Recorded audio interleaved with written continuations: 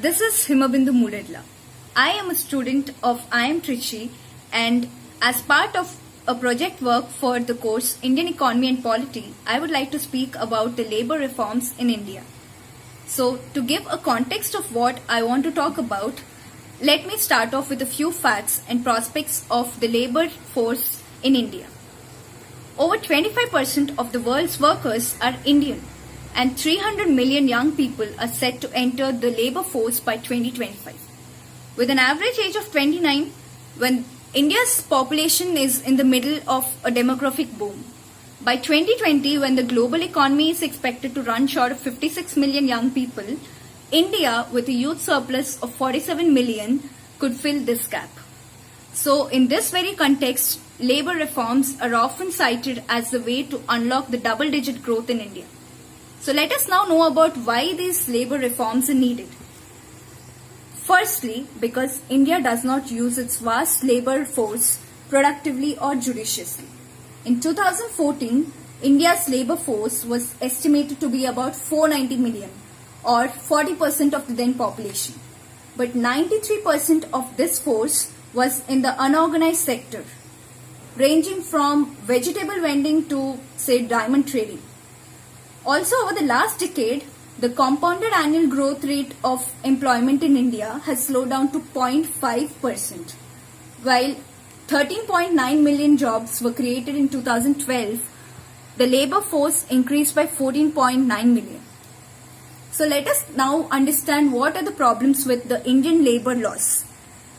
There are 8 core International Labour Organization conventions against forced labor. India refuses to ratify 4 of those. They are the C-87. It is for freedom of association and protection of the right to organize convention. Then it is C-98, the right to organize and collective bargaining convention. Then it is about C-138, the minimum age convention. And the last one is C-182, which is worst forms of child labor convention. India also refuses to ratify another major convention, that is the C-131 or the Minimum Wage Fixing Convention. The annual Global Rights Index published by the International Trade Union Conference rates 141 countries on 97 indicators derived from the ILO standards.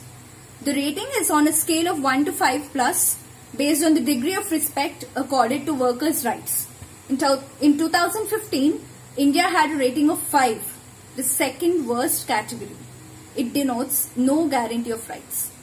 Despite being a constitutional democracy, on the matter of workers' rights, India is in the same club as Saudi Arabia, UAE and Qatar, all dictatorships. So what has the government been doing in this regard? India's labor law regime has always been at loggerheads with industrial development and the ease of doing business. Since its inception, the government has attempted to reconcile this by amending the Apprentice Act of 1961, making it more responsive to industry and youth and substituting complex inspection regimes with technology-friendly portals. Shram Suvidha is a unified labor portal scheme which has been launched to provide timely redress of grievances and facilitate self-certification by industry. This also encourages a more transparent labor inspection regime with inspection reports uploaded within 72 hours. A focus on cutting down red tape by amending nearly 40 central and 150 state labor laws has been launched with significant consequences on hiring and firing. Proposals for exempting small-scale industries, employing up to 40 workers from 14 basic laws, including the Factories Act, the Industrial Disputes Act, and the Maternity Benefits Acts, are being considered. What else is needed? Labor reforms must be linked to the ease of doing business, creating a habitat where jobs can be fostered. Reforms must be linked to worker benefits, while simultaneously easing the compliance burden on small and medium enterprises. The labor law must be rationalized by defining minimum wages and linking them to inflation. Minimum wages ought to be revised annually with penalties for their violation dramatically raised. With no labor laws applying to apprentices, care must be taken to ensure that they are not transformed into contract labor. The Manrega should be restructured and linked to apprenticeship programs in industry and agriculture. Workers require legislation too.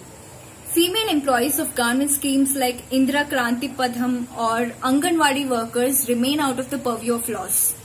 So this has to be changed. Scheme-based workers should be treated as regular employees and offered decent wages and social security.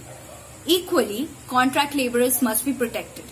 They should be covered by the Workmen's Compensation Act of 1923 for accidents, with inflation-linked wages and limited social security benefits from the Employee State Insurance Act of 1948 and Maternity Benefits Act of 1968 extended to them. While retrenchments are socially difficult experiences, India's current labor policy provides little incentive for industrial employees to hire. Instead, to avoid complications, hiring contractual labor without social security benefits or termination protection is encouraged. A modern labor law that encourages employers to keep more workers in formal roles with work-linked wages and social security benefits is vital. Flexibility to undertake layoffs, ensuring adequate benefits and reasonable notice period is needed. So to conclude, given the current political and economic scenario, it is very difficult to expect a political consensus emerging at the very national level.